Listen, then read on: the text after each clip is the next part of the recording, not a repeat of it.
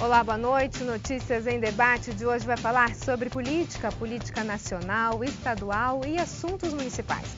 E sobre isso a gente conversa com o deputado federal João Paulo Tavares Papa. Boa noite, Papa, bem-vindo. Muito obrigado, boa noite a você, Roberta, boa noite a todos os telespectadores. Prazer retornar aqui no Notícias em Debate. Papa, vamos começar falar um pouquinho sobre a sua história, a sua trajetória. O senhor acabou o seu mandato como prefeito com um alto índice de aprovação, 86%. Como deputado, o senhor considera que seguiu esse mesmo caminho ou ser deputado é mais difícil do que ser prefeito?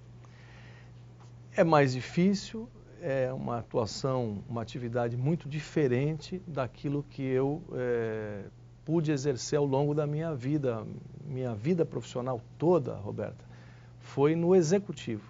Eu comecei muito jovem como engenheiro da Prefeitura de Santos, acabei passando por várias áreas, sempre aqui na Prefeitura, e essas mudanças de área foram me dando conhecimento amplo a respeito da cidade, passei a ser uma espécie de especialista sobre Santos, né? Em função da história, em função da experiência profissional. Depois eu tive uma passagem importante na área de saneamento, aí já mais abrangente, em toda a Baixada Santista e no momento seguinte em todo o litoral de São Paulo, que me deu um conhecimento, mas sempre no executivo, um conhecimento técnico mais aprofundado e também um conhecimento a respeito da realidade das cidades todas do litoral paulista.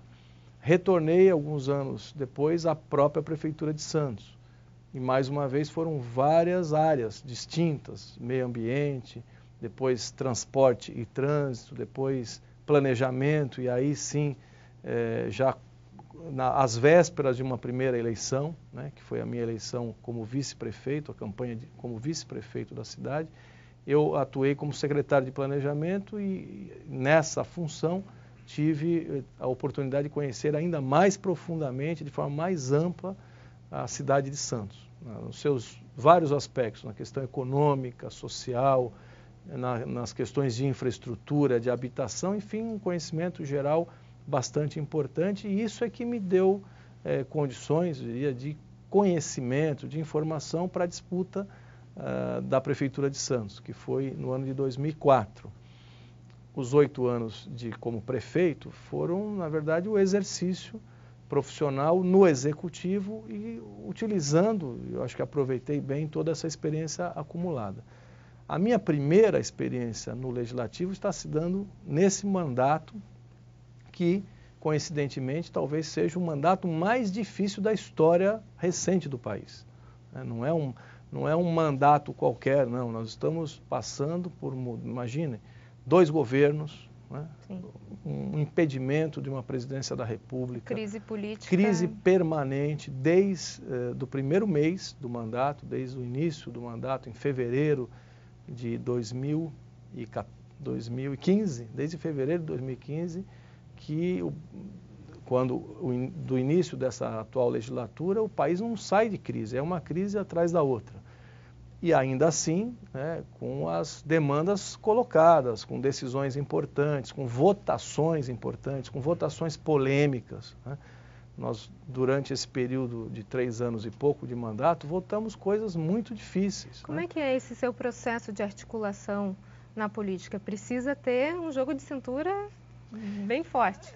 Eu tenho procurado buscar, né, entender o que pensam os nossos eleitores, né? Eu, desde a eleição, desde a campanha, me coloquei como um candidato distrital, né, como um representante da Baixada Santista. Deputado federal, evidentemente, com responsabilidade sobre tudo que acontece no estado de São Paulo, para representar bem o nosso estado na Câmara, que, aliás, é um estado que tem sub-representação, porque, dada a população de São Paulo, o número de representantes está muito aquém daquilo que deveria ser, né? Nós temos a mais baixa representação no Congresso é a de São Paulo, exatamente porque são 70 parlamentares representando mais de 40 milhões de brasileiros que moram em São Paulo, né, que vivem em São Paulo. Mas eu, como me coloquei desde o início como um candidato regional, como um representante de uma determinada região de São Paulo, que é o litoral paulista, eu, nesses momentos de decisões difíceis, eu procuro tentar espelhar aquilo que pensa a maioria dos nossos cidadãos aqui, né? Não é fácil, né? Não é fácil, porque sempre, dependendo da matéria, e se a matéria for muito polêmica, não há uma convergência de opinião, não é fácil obter essa convergência, mas é o que eu tento fazer o tempo inteiro. Quer dizer, se como representante de uma parcela da população, eu acho que erro menos na medida em que consiga, né, transmitir lá no voto, naquele ato solitário, mas que na verdade é solitário naquele momento, mas que está ali representando uma multidão, né? Aqui nós estamos falando de quase 2 milhões, considerando a região litorânea como um todo, quase 2 milhões de paulistas que aqui residem. Através de redes sociais, do noticiário, de conversas, né, que a gente procura sempre manter com representantes das câmaras municipais, dos prefeitos, das entidades, instituições da Baixada, que sempre estão tratando e discutindo esses temas, eu procuro refletir, portanto, a opinião, se não da totalidade, que isso seria impossível, mas a opinião da maioria das pessoas que vivem no litoral de São Paulo. Fala um pouquinho agora sobre alguns aspectos da nossa região. Deputado, a entrada da cidade, por exemplo, é algo que tem dado bastante trabalho há muitos anos já, né? A gente teve a questão do município, recentemente a gente teve a assinatura do ex-governador Geraldo Alckmin aqui, liberando as obras de entrada da cidade, e o que falta agora é a parte do governo federal. Além das promessas do Temer, o que a gente pode esperar por parte do governo federal nas obras de entrada da cidade de Santos? Eu sempre procurei já, enquanto secretário de planejamento, portanto, bem antes de ser prefeito da cidade, eu sempre procurei entender e espelhar esse assunto, né, discutir esse assunto com um enfoque de não da entrada da cidade de Santos, mas de acessos a Santos, a São Vicente e ao Porto. Principalmente ao Porto, né? Porque nós estamos falando, na verdade, quando se simplifica o assunto, a entrada de Santos, né, talvez as pessoas que não conheçam com mais profundidade o tema possam imaginar que tratar-se de uma obra pontual, de alargamento de uma avenida urbana. Não é disso que se trata. Nós temos hoje um sistema rodoviário que é o mais robusto do país, que é o sistema Anchieta Imigrantes, que se ramifica por outras duas estradas, que é a Piaçaguera-Guarujá e a Padre Manuel da Nóbrega. Então nós estamos falando de um conjunto de estradas que ligam o Planalto, né, à planície aqui litorânea. São milhões e milhões de automóveis e de caminhões e ônibus, enfim, circulando anualmente nesse trajeto do litoral até São Paulo, Planalto, na verdade, e interior, com as ramificações todas para o interior, e de lá para cá, tá certo? E nós não temos uma solução adequada há muitos anos, há décadas, nós não temos uma solução adequada para que essas estradas se interliguem com o sistema viário da Baixada Santista. E aí nós estamos falando de Santos, estamos falando de São Vicente, estamos falando do Porto. E aí, como você bem registrou, o maior porto da América Latina, que avançou muito nos últimos anos, que mexeu na sua estrutura, no seu plano diretor e no plano interno do porto, no PDZ e também no plano municipal, tanto em Santos quanto no Guarujá, e que essas alterações, e em função também da movimentação de cargas, geraram o quê? Novos terminais modernos e uma movimentação que não para de crescer. Então, aquele sistema de interligação que já era deficiente há anos atrás, ficou muito pior. É um gargalo evidente para o Brasil, para a economia brasileira. Mas é um tema assim que, portanto, extrapola os limites da cidade. É um tema que tem que ser tratado como um tema de interesse nacional. No próximo bloco, a gente continua a falar sobre o Porto de Santos. Nós voltamos em instantes. Até já. Notícias em Debate está de volta. O nosso assunto de hoje é política e a gente conversa com o deputado federal João Paulo Tavares Papa. Deputado, a gente está falando sobre a questão do porto e da entrada da cidade, a importância de se resolver isso de uma vez por todas, né? A gente sabe que recentemente o presidente Michel Temer esteve aqui em Santos, teve uma conversa com o prefeito Paulo Alexandre, mas as coisas não saem disso. Dá para a gente esperar alguma coisa além de promessa, não? Eu acho que sim. Como eu estava dizendo aqui, trata-se de uma obra ampla que vai resolver, que deve resolver, primeiro, o fluxo de cargas para o Porto de Santos. Resolvendo o fluxo de cargas, ela também ajuda muito no equacionamento do sistema viário urbano municipal de São Paulo. Quem desce a serra e chega a Santos, quem desce a serra e se dirige a São Vicente através da Nossa Senhora de Fátima. Esta obra, que não é uma coisa nova, é um plano que já tem bastante tempo, ela vem evoluindo, vem ganhando força e, como eu disse há pouco, na medida em que o porto cresceu muito nos últimos anos, praticamente dobrou, quase que triplicou a sua capacidade de movimentação, aquilo que já era bastante deficitário piorou muito, né? Então, o que a Prefeitura de Santos vem construindo, e já vem construindo de longa data, é um trabalho conjunto, onde a Prefeitura faça uma parte das intervenções, o Estado, porque o Estado é o poder concedente da estrada, né? A estrada, a Anchieta que chega a Santos, ela não pode terminar como termina hoje num semáforo, não existe isso, né? É óbvio que ali temos um problema sério a ser resolvido, e volto a dizer, já há bastante tempo, mas o movimento vem crescendo, as coisas vão ficando ainda mais graves, né?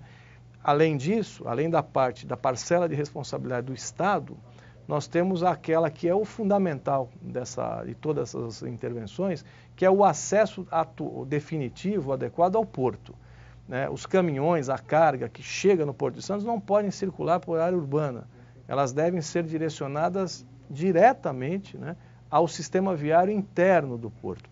Esse conjunto de obras que está se tratando agora, ele está dividido basicamente em três partes. Uma parte que é o ajuste do viário urbano, e essa parte já tem financiamento, né? Já tem financiamento garantido, algumas obras já estão sendo feitas.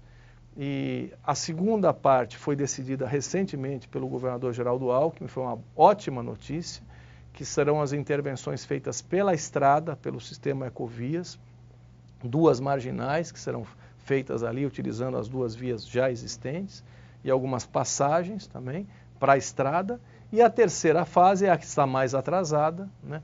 É a que precisa de fato um impulso maior e um compromisso maior, é a que depende do governo federal. O presidente Michel Temer esteve aqui recentemente, foi cobrado, não é a primeira vez que um presidente da República é cobrado. Eu pessoalmente cobrei essa obra do presidente Lula em 2 ou 3 oportunidades, publicamente e em reuniões feitas só para tratar desse tema, desde 2005. Diversas vezes cobrei a mesma coisa de ministros de transportes, junto com o prefeito de Cubatão à época, que era ainda o Clermont. Quer dizer, esse tema não é novo, né? Quem não respondeu até agora afirmativamente foi, infelizmente, o governo federal. Mas agora terá que fazer, né? Porque o próprio porto e a própria economia do país começa a ficar prejudicada em função da lentidão com que o governo vem tratando esse tema. E é lamentável, porque o Porto Santista, ele, segundo os balanços publicados, enfim, todo o noticiário mostra isso, vem obtendo lucros expressivos. O nosso porto, a Codesp, nos últimos anos, em função desses novos terminais... Ela vem batendo alguns recordes, né? Mas também vem perdendo. Também muita demanda para outros portos. Né? O nosso porto, o sistema portuário santista, Santos e Guarujá, ele vem crescendo, a movimentação vem crescendo, e ela poderia estar mais forte ainda, poderia ter crescido mais ainda, se nós já tivéssemos resolvido o gargalo de acesso terrestre, que é a rodovia, a parte rodoviária, e também os acessos ferroviários que não estão adequadamente resolvidos. Então, os terminais não, os terminais avançaram, são terminais modernos, têm capacidade ociosa, muita capacidade ociosa, coisa que não existia há 5, 6 anos atrás, ao contrário, os terminais estavam todos já sobrecarregados. Então agora, não houve uma sintonia entre o crescimento da capacidade dos terminais e o crescimento e o ajuste do sistema viário, né, do sistema viário da parte rodoviária, que é isso que nós estamos falando, e também dos ramais ferroviários. E aí começamos efetivamente a correr risco, porque hoje, ao contrário do que ocorria até alguns anos atrás, nós temos portos concorrentes muito importantes. 5 portos em Santa Catarina, portos modernos, com bom sistema viário, com bom calado. Aliás, alguns ali não tem nenhum problema de calado, não tem restrição alguma em relação ao tamanho dos navios. Terminais modernos também, tanto públicos quanto terminais privados. E nós corremos o risco. Hoje nós temos concorrência, né? Até bem pouco atrás não. Porto de Santos era absoluto, temos concorrência. Precisa cuidar e no se adequar, Paraná, né? Exatamente. No Paraná temos concorrência em Santa Catarina e temos concorrência aqui no Rio de Janeiro, no Espírito Santo, Porto de Vitória e Vila Velha, e aqui em Sepetiba, no Rio de Janeiro. Então, só para a gente encerrar esse assunto do Porto, a gente está no finalzinho desse bloco, mas ainda gostaria de tocar nesse assunto. Como é que o senhor tem visto a Operação Scala? Essas denúncias envolvendo os amigos de Michel Temer, isso pode, de alguma forma, não só colocar a cidade de Santos, mais uma vez, no cenário nacional, nesse setor de corrupção, mas isso pode, de alguma forma, manchar a reeleição do presidente Michel Temer, ou a tentativa de reeleição?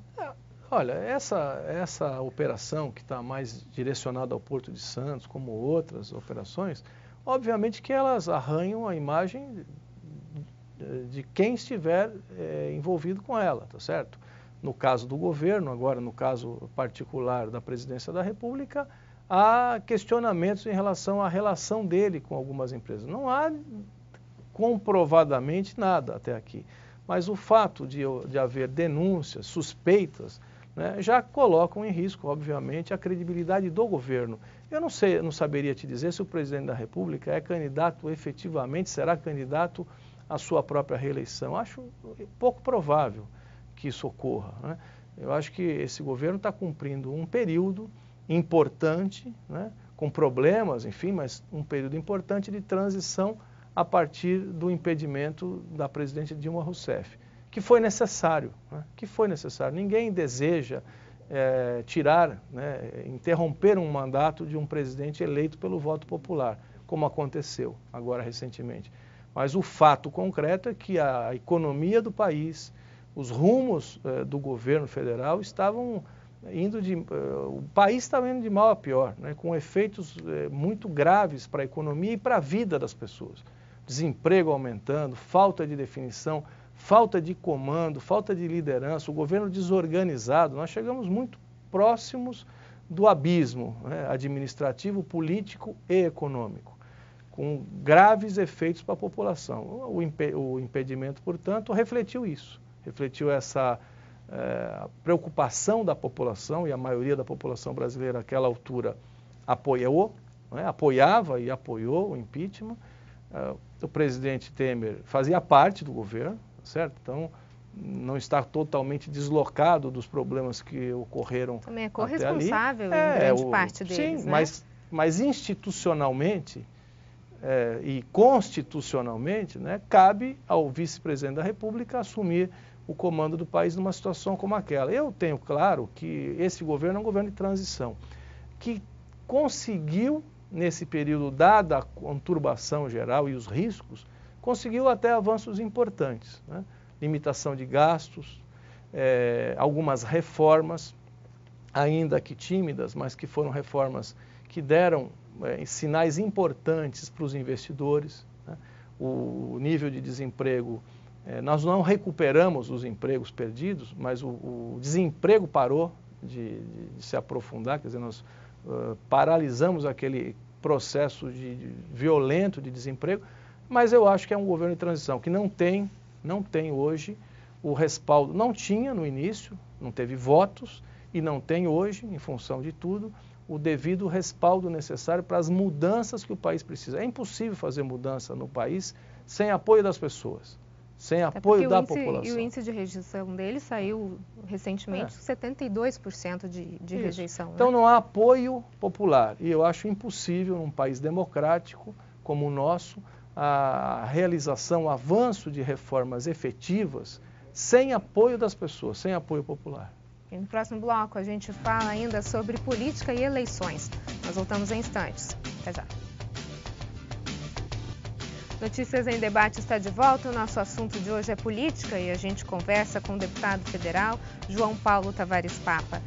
Deputado, eu gostaria de começar agora falando sobre a questão das eleições, na questão do governo estadual. O seu partido PSDB acabou lançando um candidato, João Dória, ao governo do estado. Na sua opinião, melhor João Dória ou Márcio França para a nossa região? A nossa região está habituada, conhece e convive com o atual governador Márcio França. Então, há um desequilíbrio evidente aqui, pelo menos, né, na nossa vista, em relação a essa pergunta que você formula, né? Quer dizer, aqui na Baixada, dada a convivência, dada, eu diria até a prioridade que o governador atual, Márcio França, dará à Baixada, fica uma disputa meia desigual, tá certo? Mas a eleição não se dá na Baixada Santista, a eleição é uma eleição estadual, né? A nossa população, ela representa, se eu não estou enganado, perto de 5% do conjunto do estado de São Paulo, né? E eu acho que as chances do candidato João Dória, candidato do meu partido, do PSDB, em outras regiões, né, no conjunto das regiões de São Paulo, interior e na grande São Paulo, elas são muito grandes, né? Aqui é que a disputa, aqui entre os moradores da Baixada Santista, é que eu entendo, né, que acho que a disputa será mais igual, né, mais nivelada. Agora, a escolha de João Dória trouxe um certo desconforto no partido para algumas pessoas, né? A gente teve recentemente a saída de Edmur Mesquita, hoje ainda sem partido. Isso causa um certo constrangimento? Causou, sim, está causando ainda, porque o governador, ex-governador Geraldo Alckmin, é a nossa prioridade. O Brasil é que vive uma crise sem precedentes, não é São Paulo. Aliás, São Paulo é um estado que em todos os aspectos, todos, Roberta, segurança, mesmo com problemas que temos, segurança, a mobilidade urbana, estradas, economia, saúde, todos os aspectos de São Paulo estão muito acima, mas muito acima mesmo dos indicadores do Brasil. E se comparados com estados também fortes economicamente, também muito acima de Santa Catarina, Paraná, Minas Gerais, Rio de Janeiro, enfim. São Paulo se destaca. São Paulo tem indicadores sociais e econômicos comparáveis a países do primeiro mundo, países muito desenvolvidos. Não é aqui que está o problema, não é em São Paulo que está o desafio atual, né, da atualidade. O desafio é o Brasil, é tirar o Brasil da crise que infelizmente ele se encontra nos dias de hoje. E nós, no PSDB, temos um nome, temos uma pessoa que foi preparada, se preparou a vida inteira e se apresenta hoje, não é necessariamente para algo fácil, não. Se apresenta para a dificílima missão de governar o Brasil com tantas diferenças políticas, econômicas, sociais, num momento de uma crise sem precedentes. Esta é a nossa prioridade. Tendo em vista que a prioridade, até para ajudar o país, para São Paulo poder ajudar mais o país, é eleger um homem de centro e preparado, né, sem extremismos, nem de esquerda nem de direita, que é o nosso ex-governador Geraldo Alckmin, é nesse contexto que a situação de São Paulo acabou ficando bastante complicada, porque o governador tem dois apoiadores, essa é a verdade. Ele tem o candidato do PSDB, candidato João Dória, ex-prefeito João Dória, e tem também o apoiador, que é o atual governador Márcio França. Isso gerou um certo constrangimento, uma dificuldade política grande, que nós temos que ter a grandeza de superar, com inteligência e com patriotismo, pensando no Brasil. A gente está no finalzinho do nosso programa, só gostaria de encerrar falando sobre a questão do foro privilegiado. Acabou de sair do governo do estado, Geraldo Alckmin, já está sendo incomodado agora com algumas questões que acabou indo para a justiça eleitoral, né? Saiu da questão da Lava Jato e vai ser julgado na justiça eleitoral. O foro privilegiado é, de certa forma, um alívio para os políticos? O que o senhor pensa sobre isso? Eu acho que esse assunto precisa ser enfrentado e eu acho que até o termo de foro privilegiado leva muitas pessoas a fazer uma análise equivocada do tema. Acho que não. Crimes comuns, não é necessário foro foro especial para ninguém, para político nem para ninguém. Agora, a prerrogativa de foro para algumas situações que são administrativas e políticas, ela tem que ser vista com cautela, com seriedade. Um prefeito, um ex-governador, deve ser julgado por um foro específico. Ele não pode ser julgado ali na primeira instância para aquelas questões decorrentes da administração. Isso não significa privilégio, muitas vezes isso até é uma desvantagem, porque não tem mais instância para recorrer depois. Então, assim, acho que para crimes comuns não há necessidade nenhuma e o Brasil precisa acabar com o foro dito privilegiado, que é essa prerrogativa. Ok, deputado, muito obrigada pela sua participação. Eu que agradeço, foi um prazer voltar aqui no programa e muito obrigado pelo convite. Notícias em Debate fica por aqui, uma ótima noite para você. Até mais.